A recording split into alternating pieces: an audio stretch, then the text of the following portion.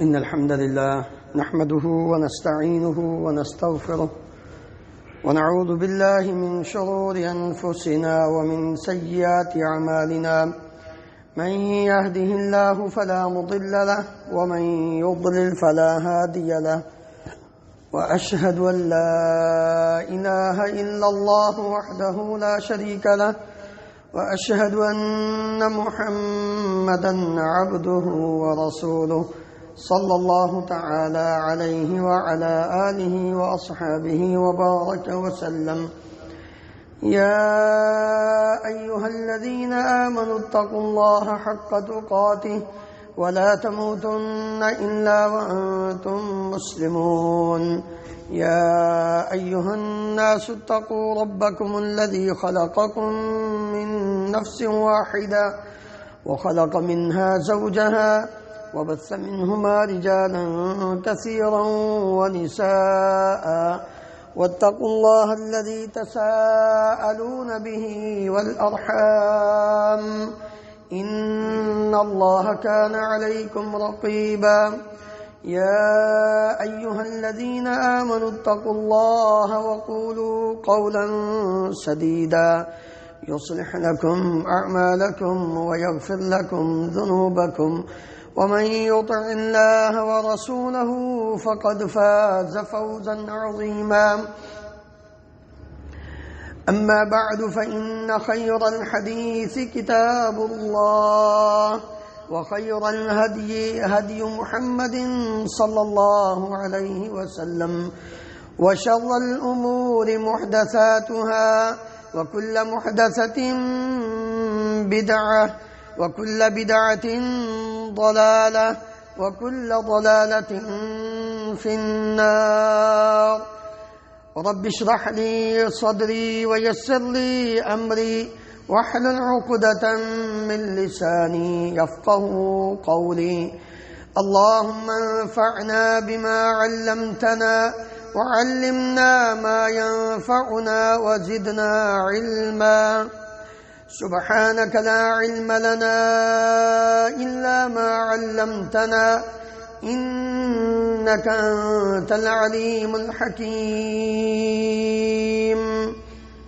رب أوزعني أن أشكر نعمتك التي أنعمت علي وعلى والدي، وأن أعمل صالحا ترضاه، وأصلح لي في ذريتي إني تبت إليك وإني من المسلمين.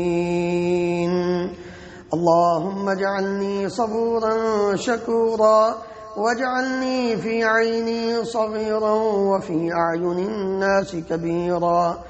رب أعوذ بك من همزات الشياطين، وأعوذ بك رب أن يحضرون.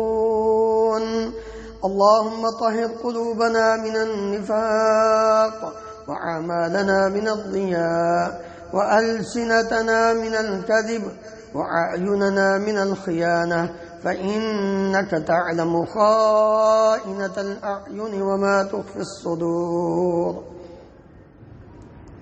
ہر قسم کی حمد و ثناء اللہ رب العالمین کی ذات گرامی کے لیے، ان گنت لا تعداد بے شمار درود و سلام اس ہستی مقدس پر جن کا نام نامی اسم گرامی محمد رسول اللہ صلی اللہ علیہ وآلہ وسلم ہے۔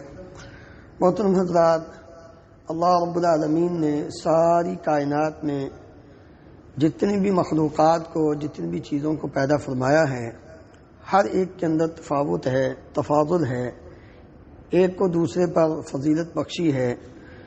یہ نہیں کہ جو کم فضیلت والا ہے اس کی حیثیت ہی نہیں، یہ قدرت کا نظام ہے۔ صرف پہچان کے طور پر تمام انبیاء میں، تمام انسانیت میں سب سے افضل وہ انبیاء کرام علیہم الصلاۃ ہیں۔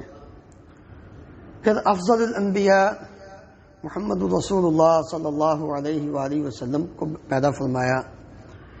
اسی طرح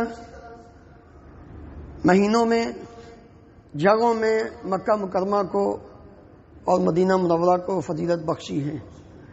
مہینوں میں رمضان المبارک کو، راتوں میں لیلۃ القدر کو، تمام آسمانی کتابوں میں قرآن مجید کو، پھر دنوں میں، سال کے دنوں میں، عام دنوں میں، ہفتے کے دنوں میں جمعے کا دن افضل ہے، پھر سال کے دنوں میں اللہ رب العالمین نے اور نبی کریم صلی اللہ علیہ وآلہ وسلم نے جن کو دنیا کے عظیم ترین اور افضل ترین دن قرار دیا ہے وہ ذوالحج کے پہلے 10 دن ہیں۔ ان کی بڑی اہمیت ہے، اور زندگی میں جن بھائیوں کو اللہ نصیب فرمائے، اللہ ہم سب کو ان ایام میں زیادہ سے زیادہ عبادت کرنے کی توفیق عطا فرمائے، کیونکہ یہ ایک گولڈن چانس ہے، سنہری موقع ہے، ان ایام کی بڑی فضیلت ہے۔ اللہ رب العالمین نے قسم کھائی ہے۔ مفسر قرآن عبداللہ ابن عباس رضی اللہ عنہما فرماتے ہیں کہ اس سے مراد ذوالحج کے 10 دن ہیں، والفجر ولیال عشر، 10 راتوں کی قسم، اس سے مراد ذوالحج کے پہلے 10 دن ہیں۔ ان کے بارے میں اللہ، اس سے آپ اندازہ کر سکتے ہیں کہ یہ کتنی اہمیت کے حامل دن ہیں۔ ان کو فضولیات میں، وقت کو ضائع کرنے میں، اور اسی طرح عام معاملات میں گزار نہیں دینا چاہیے، بلکہ غنیمت جانتے ہوئے، کیونکہ جو تاجر ہوتا ہے وہ ان ایام کی ٹو میں ہوتا ہے جن میں اس کو فائدہ زیادہ ملتا ہے، تو دن رات وہ ایک کر دیتا ہے، حتیٰ کہ راتوں کی نیند کو بھی قربان کر دیتا ہے۔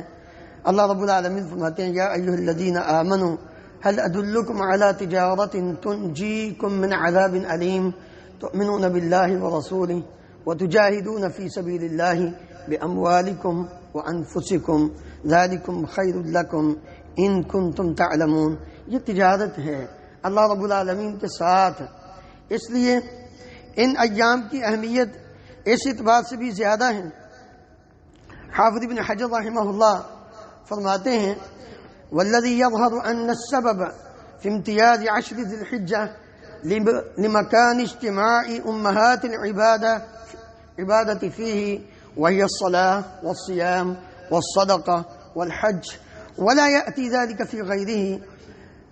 ان دنوں کی خصوصیات اور فضائل اس اعتبار سے واضح ہوتے ہیں، اس وجہ سے بھی سبب یہ بھی بن جاتا ہے کہ ان دنوں میں تمام امہات العبادات جو ہیں، جو اصل عبادات ہیں، وہ ساری کی ساری ان دنوں میں جمع ہو جاتی، اور سال بھر کے کسی دنوں میں یہ ساری باتیں اکٹھی نہیں ہوتی۔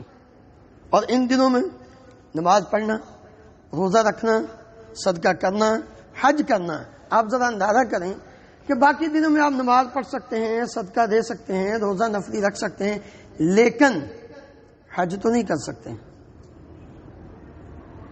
9 ذوالحج کا دن جس کی بڑی فضیلت ہے، نبی کریم صلی اللہ علیہ وآلہ وسلم نے فرمایا، اللہ رب العالمین وَإِنَّ اللَّهَ لَيَدْنُو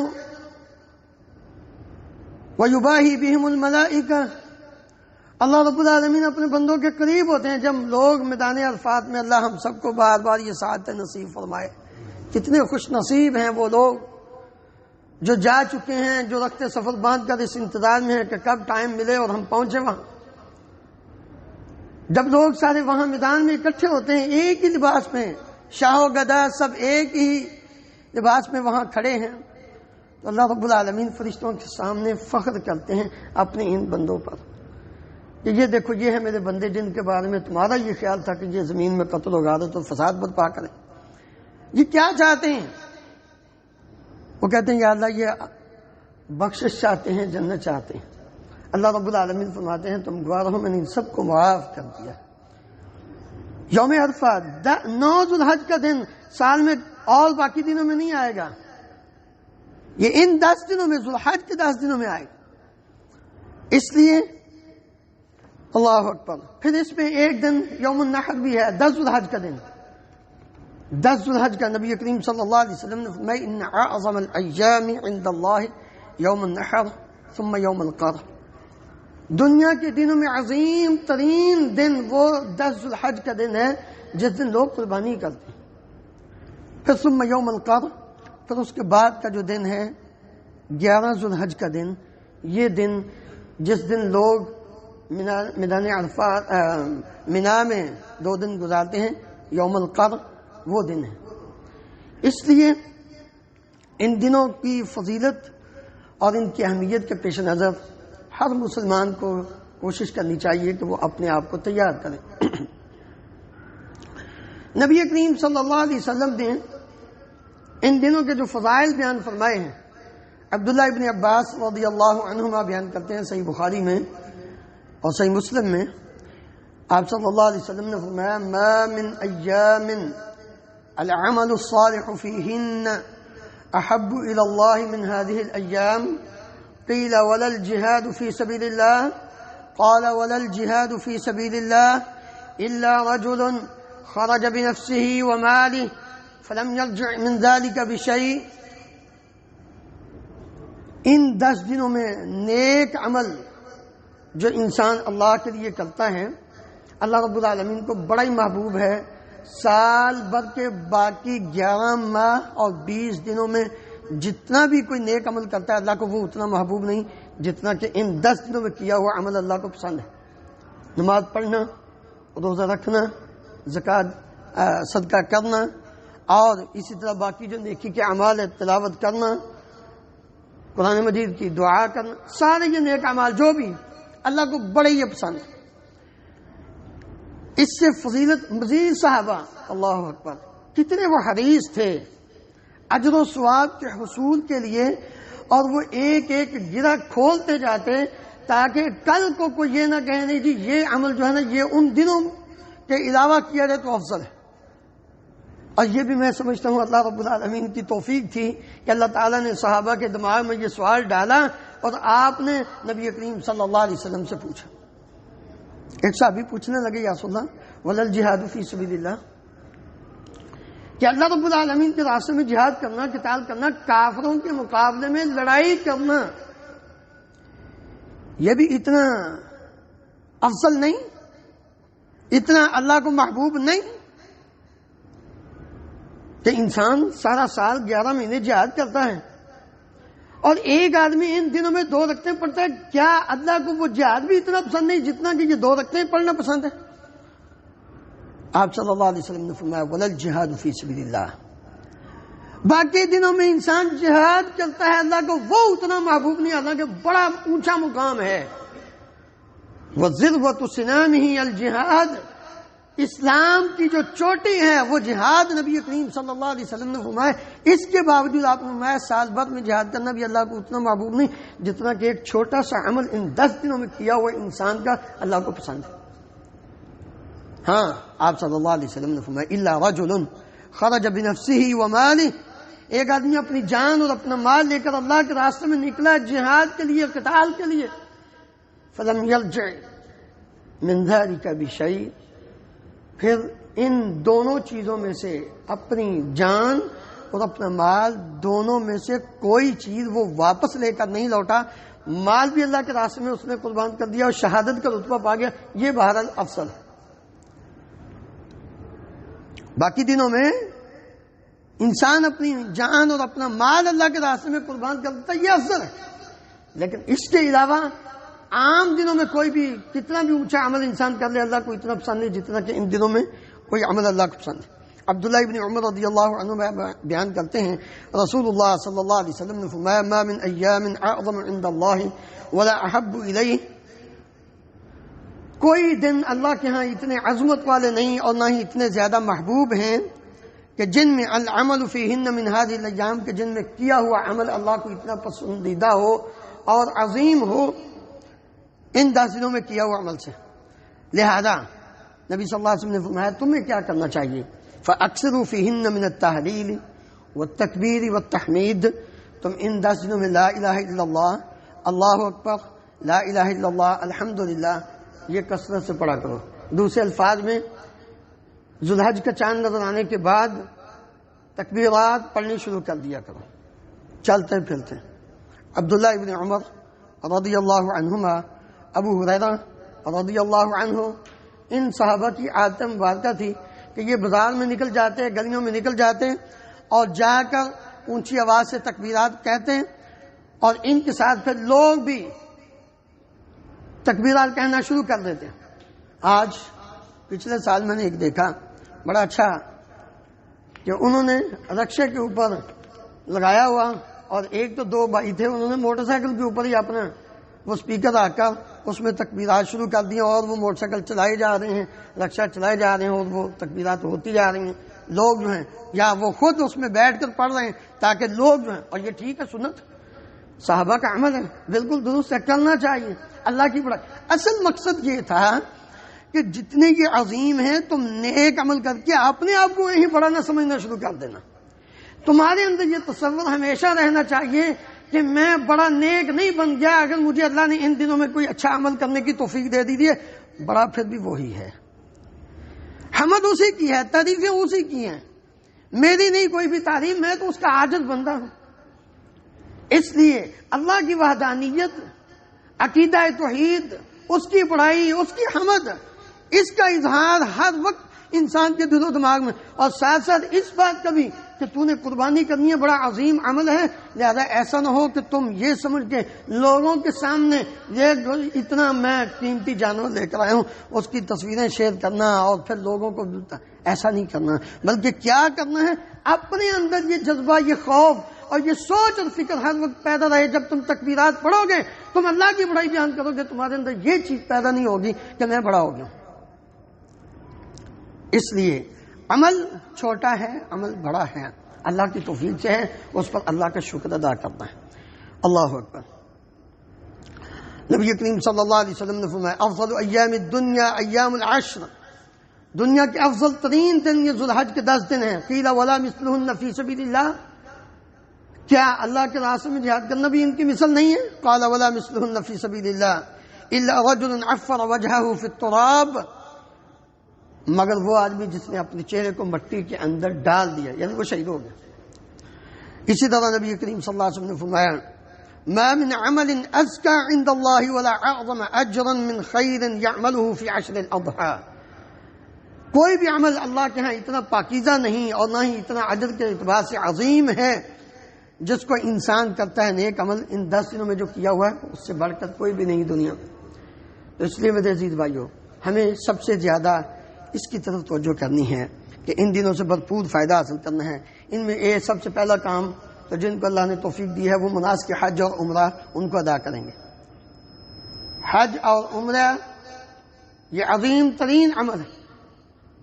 حج کی فضیلت ہم بیان کر چکے ہیں کہ اس کی جزا سوائے جنت کے اور کچھ بھی نہیں ہے، اور جب انسان صرف اللہ کے لیے حج کر کے آتا ہے تو ایسے ہوتا ہے جیسے آج ہی اس کو اس کی ماں نے جنم دیا۔ اللہ اکبر۔ ان دنوں میں دوسرا عمل روزہ رکھنا۔ میرے عزیز بھائیو، ٹھیک ہے گرمی ہے، لیکن اب وہ گرمی نہیں رہی جو پہلے ہوتی تھی، اور پھر یہاں کویت میں رہتے ہوئے اس کا اتنا احساس نہیں ہوتا الا کہ کوئی بہت سخت ہارڈ ورک کر رہا ہو، سخت کام کر رہا ہو، اور وہ بھی دھوپ میں اس کو محسوس ہوگا۔ لیکن عموماً اگر آپ دکان میں بیٹھے ہیں، آفس میں بیٹھے ہیں، گھر میں بیٹھے ہیں، گاڑی میں ہیں تو اے سی لگا ہوا، تو ان دنوں میں کوشش کریں کہ سارے کے سارے جو 9 دن ہیں ان میں روزہ رکھیں۔ روزہ رکھنا، نفلی روزہ، اس کا اتنا اجر و ثواب ہے۔ ابو سعید خدری رضی اللہ عنہ بیان کرتے ہیں ما من عبد یصوم یوما فی سبیل اللہ الا بعد اللہ بذلک اليوم وجہہ عن النار 70 خریفہ۔ صحیح بخاری اور صحیح مسلم میں نبی صلی اللہ علیہ وسلم نے فرمایا جو بھی مسلمان بندہ ایک دن اللہ کے لیے روزہ رکھتا ہے، اللہ تعالیٰ اس ایک روزے کے بدلے میں اس کے چہرے کو جہنم کی آگ سے 70 سال کی مسافت دور کر دیتے۔ ایک روزہ تو ذرا غور کریں، اگر 9 کے 9 انسان رکھیں تو کتنا اجر و ثواب ہے انسان کے۔ آج کون شخص ہے جو اپنے آپ کو جہنم کی آگ سے نہیں بچانا چاہتا؟ ہر کوئی چاہتا ہے۔ یہ دنیا کی گرمی یہ برداشت کرنا مشکل ہوتی ہے۔ آج کل 48, 49, 50 تک جا رہا ہے درجہ حرارت، تو لوگ کہتے ہیں بہت گرمی شروع ہو گئی۔ تو بھائی ذرا غور کریں، سورج 1 میل کی مسافت پر ہوگا، زمین تانبے کی طرح تپ رہی ہوگی، اس دن کا کیا حال ہوگا؟ آج کی گرمی 50, 55 تک جاتی ہے، زبان منہ سے باہر نکل آتی ہے گرمی کی وجہ سے، تو اس دن کو ذرا یاد کریں نا، اس دن کیا ہوگا۔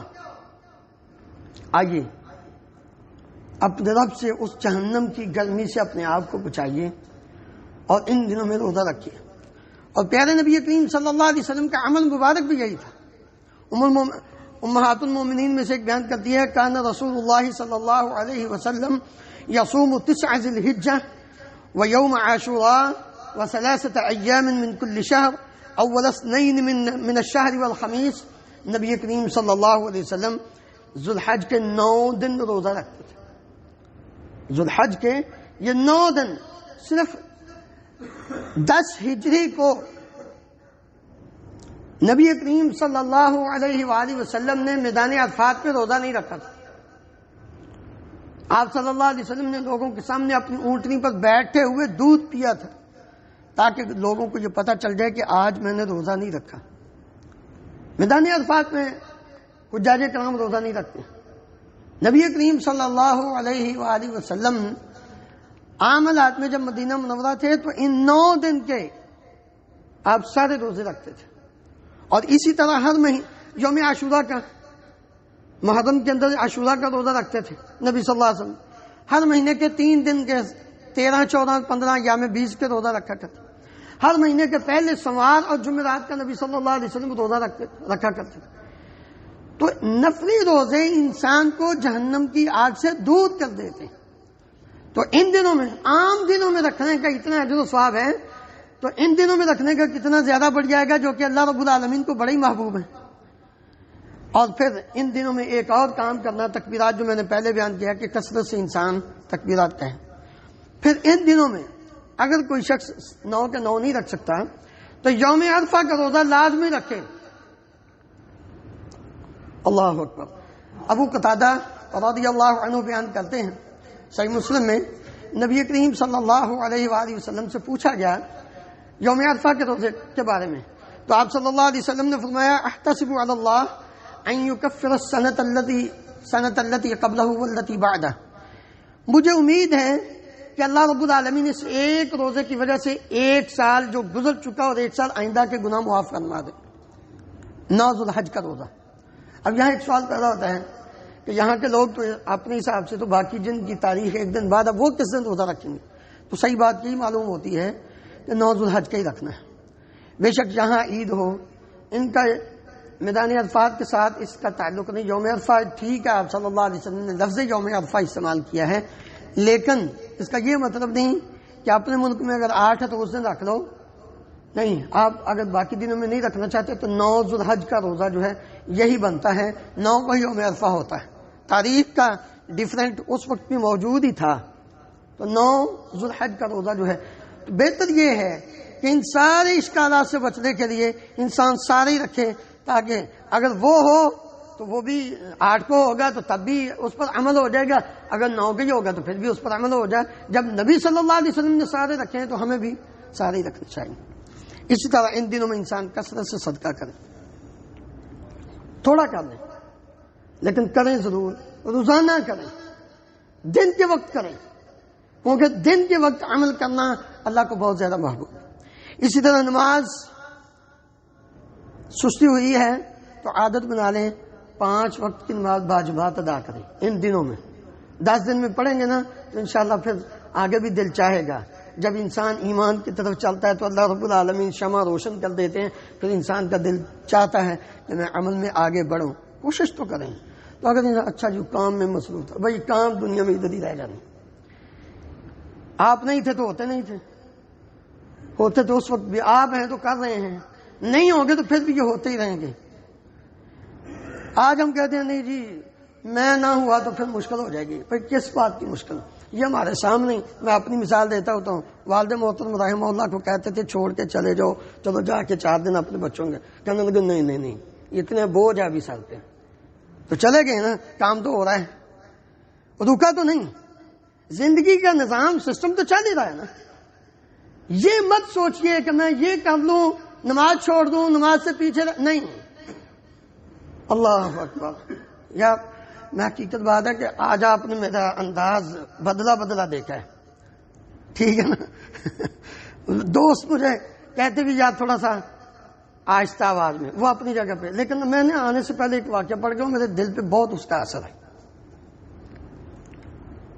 اللہ اکبر. یہ وقت گزر جائے گا، یہ ٹائٹل تھا، یہ وقت گزر جائے گا. ایک آدمی کہتے ہیں عصر میں جا رہا تھا تو عصر کا ٹائم ہوا، میں نماز مسجد کے پاس گاڑی کھڑی کی، وضو کے لیے میں واش روم گیا، ادھر وضو کرنے کے لیے دیکھا بہت رش ہے. مجھے کسی نے کہا 20 منٹ میں چلے جائیں، وہاں بھی انتظام. کہتے میں وہاں گیا، چھوٹے چھوٹے بچے وہ حفظ کے تھے جو وضو کر رہے تھے، میں بھی ان کے ساتھ وضو کرنے لگا تو اچانک ان کے ٹرنک پڑے ہوئے ہیں. ایک بچے کا جو ٹرنک تھا اس کے اوپر لکھا ہوا تھا یہ وقت گزر جائے گا. کہتے میں اس کے پاس بار بار دیکھ رہا ہوں، آخر یہ کیا لکھا ہوا ہے، کیوں لکھا ہوا ہے. پوچھا یہ کس بچے کا ہے؟ کہنے لگا وہ اوپر نماز پڑھنے چلا گیا. نماز کے بعد میں پھر نیچے آ گیا، انتظار کر رہا ہوں وہ بچہ آئے. میں بچے کے پاس کھڑا ہوا، میں نے اس سے پوچھا یہ کیوں لکھا آپ نے، کس نے لکھا؟ وہ بیچارہ بول نہیں سکا، آنسو آ گئے. پھر اس نے ضبط کر کے ہمت کر کے، میں نے اس کو ہمت دی، تسلی دی، تو اس نے ہمت کر کے بولا میں 3 سال کا تھا میرا باپ فوت ہو گیا، ایک بہن اور ماں، وہ دونوں گھر میں ہیں اور مجھے یہاں چھوڑ کے گئے. میرے باپ کی خواہش تھی کہ میں حافظ قرآن بنوں، اور اس کو پورا کرنے کے لیے مجھے یہاں چھوڑ کر گئے ہیں. ایک دن ایک انکل پینٹر یہاں آئے. میری ماں اکثر کہتی ہوتی تھی یہ وقت بھی گزر جائے گا. تو مجھے وہ وقت، وہ جملہ ماں کا بڑا اچھا لگا، تو میں نے اس کو کہا ادھر لکھ دو. جب رات کو باپ کی یاد ستاتی ہے، جب ماں کا، بہن کا لوگوں کے گھروں میں جا کے کام کرنا اور مجھے پڑھانا ستاتا ہے، میں اٹھ کے بیٹھ جاتا ہوں اور اس جملے کو پڑھتا ہوں. یہ وقت بھی گزر جائے گا. آج ہم دنیا کے لیے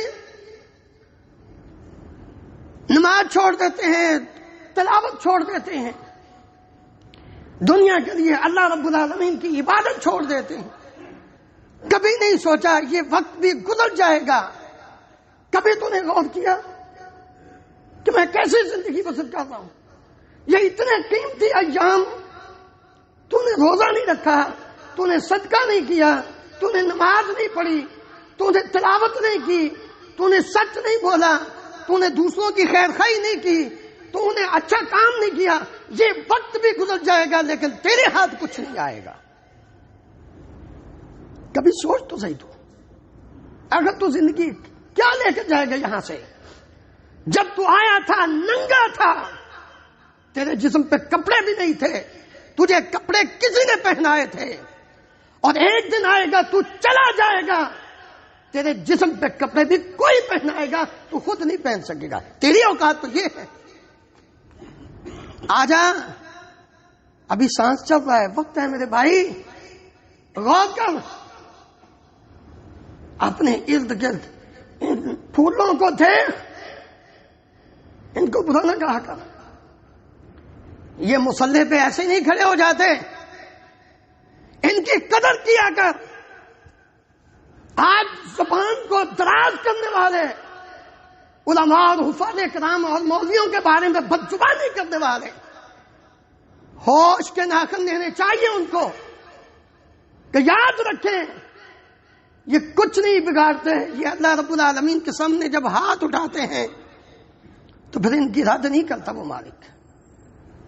یہ اتنے قیمتی لوگ ہوتے ہیں، اس لیے کوشش کریں ان کا بھی خیال کریں. اپنے ارد گرد، اپنے ملکوں میں، اپنے محلوں میں خیال کریں. جو ایسے بیچارے ان کے گھر کے حالات اس طرح کے ہوں، ان کا خیال رکھنا یہ عظیم اجر کا ثواب ہے، اجر کا کام ہے. اس لیے اللہ رب العالمین سے انسان کو یہ بھی کوشش کر کے حاصل کرنی چاہیے. اللہ رب العالمین مجھے اور آپ کو عمل کرنے کی توفیق عطا فرمائے. سبحانک اللہم و بحمدک.